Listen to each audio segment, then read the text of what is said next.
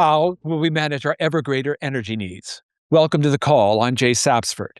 For the past few years, the energy story felt pretty clear-cut. Scale renewables, shore up the grid, electrify everything, and as we turn to green alternatives, demand for oil will peak and will no longer grow along with the economy.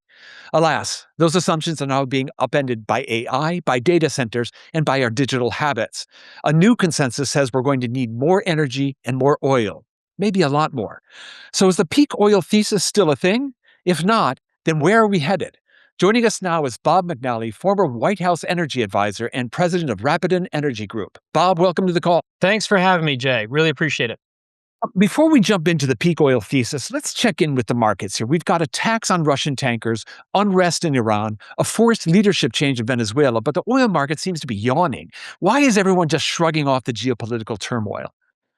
You know, Jay, since 2019, when Iran attacked the most important oil facility, arguably economic facility in the world, the Abqaiq stabilization plant in Saudi Arabia, since then, and through the Russian invasion of Ukraine and the bombing of Israel last June, the market has learned to look at geopolitical risks like the story of the boy who cried wolf. It's Mm. scary. Things happen. Oil prices spike, but there doesn't follow a sustained material disruption in oil supply. We just don't see that yet. So I think the market is inclined to shrug off geopolitical disruption risks by now, until and unless it sees a major and sustained supply and disruption. So prices are actually pretty stable at the moment and by all accounts set to move lower for the immediate future. Are we pumping too much right now? No, but we're probably oversupplied. So if you take outside the geopolitical risk, put that to the side, most analysts, barrel counters like myself, see an supply growing faster than demand. Demand's not peaking, but supply could be growing 2 to 3 times faster than demand. Mm. OPEC Plus is bringing back barrels. Guyana, Argentina, Brazil, the United States, and demand's okay, but it's not keeping up with supply. So that weight, if you will, is bearing on the oil price, which, if you look for the past year, has been heading down from $80 a barrel when President Trump took office to where it is now, albeit punctuated with these brief geopolitical spikes. Now, Bob, we're putting up a chart on oil demand. In 1965, the world consumed roughly 32 million barrels of oil per day. Today, after decades of economic growth, we're consuming well over 100 million barrels per day. But the question is, where do we head from here? Many had predicted that as the world moved towards renewables, demand for oil would peak around 2030 and then level off. Then last November, the International Energy Agency surprised us all with a scenario that has oil demand continuing to rise through 2050 and beyond. Now, maybe you weren't surprised by that, but certainly we were. Everybody seems to be glomming onto this new IEA scenario, and the consensus is shifting. What caused the shift? Snap back to reality. I always say reality and data bat last. The real anomaly, Jay, was that about 5 years ago, the International Energy Agency, which really drives the consensus when it comes to investor and company perceptions of long-term oil demand, gas demand, renewables for that matter. They're the big dog in the pack, okay, when it comes to the long term. They decided to cancel publishing any forecast that showed what your chart there just showed that we know to be true in history. Barring a recession, oil demand and natural gas demand, oil demand grows at about half a rate of GDP. More people in the world, richer people, even with energy policies, even with efficiency gains, we're becoming more efficient. Even with all of that, oil demand grows because oil dominates transportation. But in 2020, this became politically unpopular. And so the IEA was pressured to stop publishing those forecasts. And the goal was to shift capital away from oil and gas toward, let's call it, more Paris-aligned net zero scenarios, decarbonization, and so forth. But the data haven't shown that that's correct. There's no sign of us on track for peak demand. Policy is weakening. Climate policy is weakening in China, the EU, Canada, the US, et cetera. So right now, we're seeing a move back. The IEA, to its credit, the IEA last November decided to return to including among its scenarios a forecast that shows what we know to be true in history. A growing and more populous world will need more oil. So that's a huge shift in the narrative. Can the narrative alone move markets? Are there precedents for this sort of thing? It can, but it's in the medium term. So a good way to think about this is about 10, 11 years ago. That's the last big structural shift in oil. Think about that. From 2010 to 2014, oil prices, crude, about $100 a barrel. And suddenly it crashed by 75% to $26 a barrel in February 2016. No usual suspects, no recession, no Saudi Arabia ramping up supply like it did in 1985 or OPEC Plus did in 2020. Nothing. A mouse didn't peep, a tumbleweed didn't blow down the street, and price structure collapsed by 75%. Imagine if equities suddenly collapsed out of nowhere by 75%, or bond prices, interest yields went up by that much. Imagine. We'd want to know why. Mm. We know the usual suspects. None of the usual suspects were there. The reason in this history, Jay, is really important for understanding what's coming. Back then, the oil market labored under a misconception. The idea was that Saudi Arabia would swing its production and sort of give up market share indefinitely under shale oil, which was booming in the United States. And Saudi Arabia disabused the market of that at a fateful meeting on Thanksgiving Day in 2014. So instantly, the market knew that its understanding of the oil market was completely wrong, and prices collapsed. And they kept falling until Russia agreed to work with Saudi Arabia to cut production. Okay.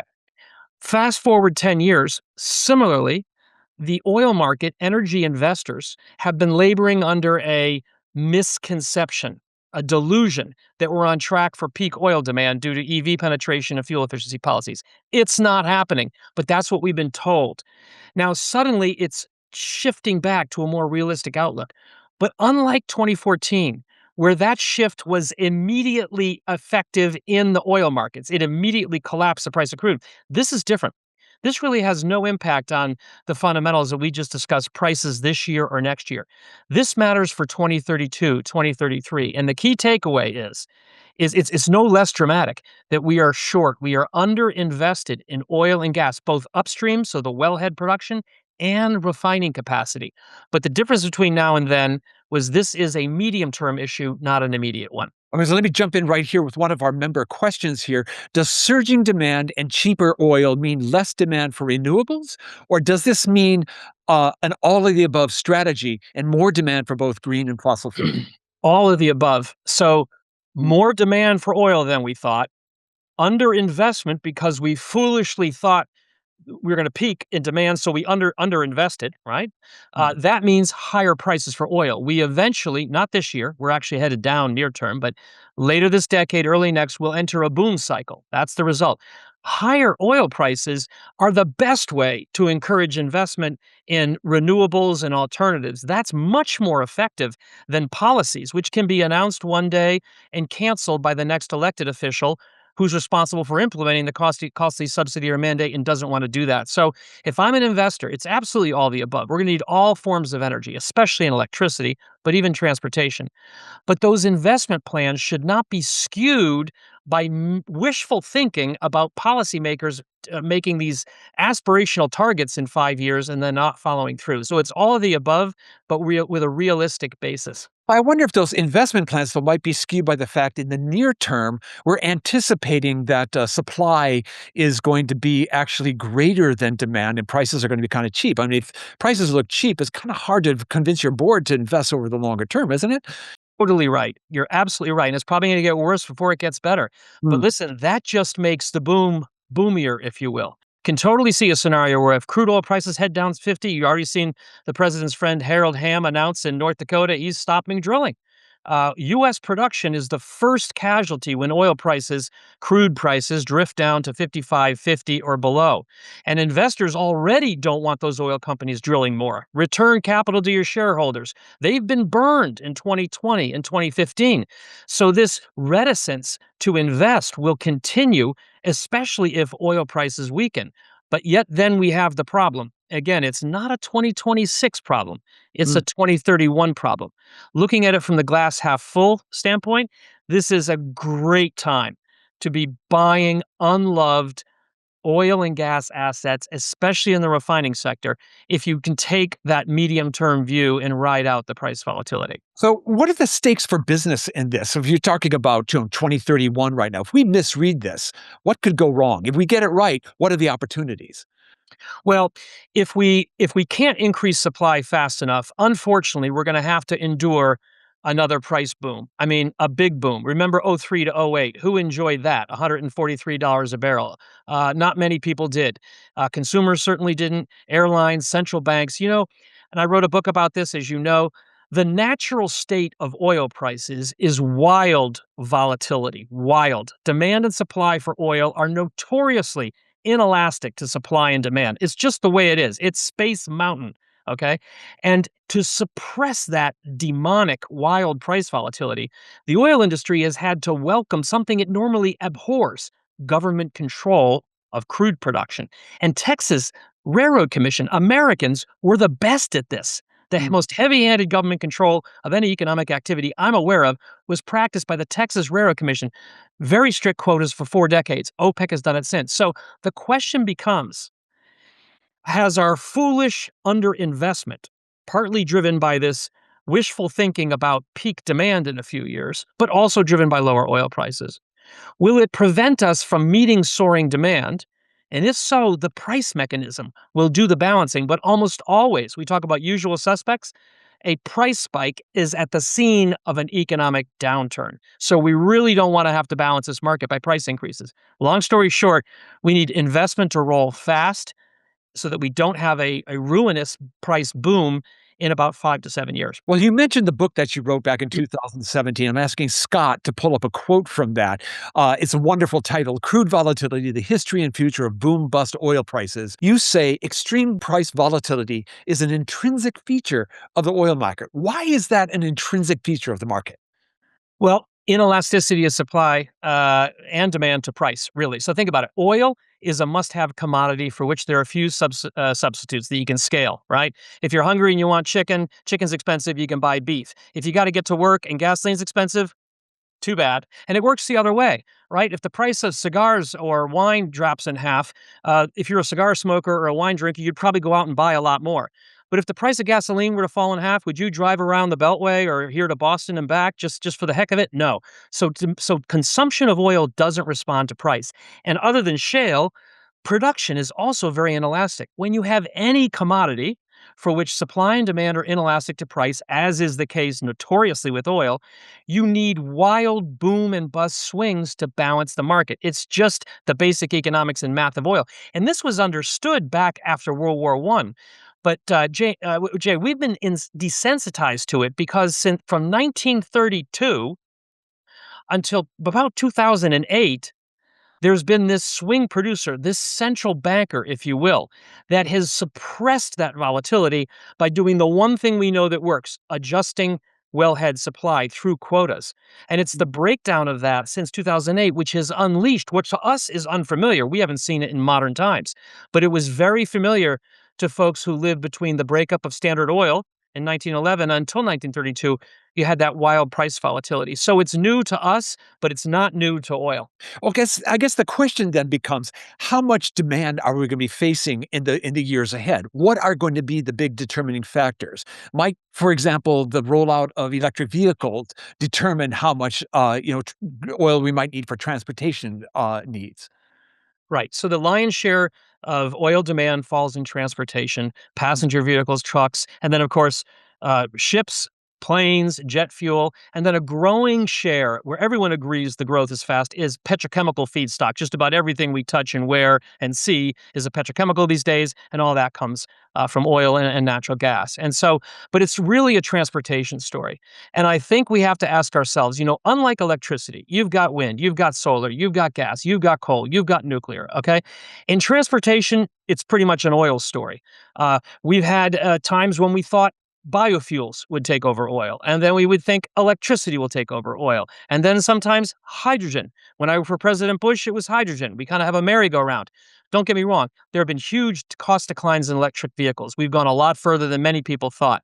However, at the end of the day, it's going to have to be consumer-led, right? For 5,000 years, right, from Moses to Harriet Tubman, the fastest you and I or any human being could travel over land was governed by a horse. And we transitioned from 5 millennia from horses to cars, not because of a peak horse policy, not because of government policies. Government had absolutely nothing to do with it. It was through technological innovation.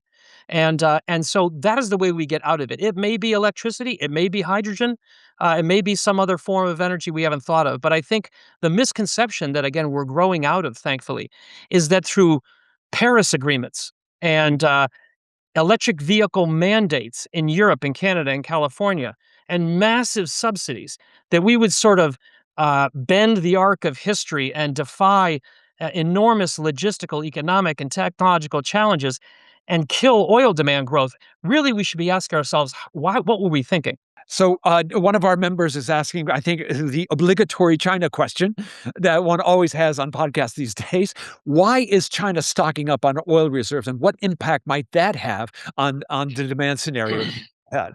It's a great question, very timely, because China's importing of oil and stocking up of its Strategic Petroleum Reserve (SPR) is a lot of the reason why this oversupply in oil hasn't led to a price collapse. So, listen, think about China. China's going through the same trauma that the United States did in the 1970s. For the previous 4 decades, we didn't have to worry about our energy security, price stability. It was all good. And then all of a sudden, everything shifted from Texas to the Arabian Gulf, and the price increases, gas lines, Jimmy Carter, all that stuff. Okay, and dependence, and China is growing into that sort of predicament. Right, it realizes that its national security, its economic stability, one day down the road, it may leapfrog to for EVs, but right now it's an oil and gas story. And China's very dependent on imports, well over 50% and growing.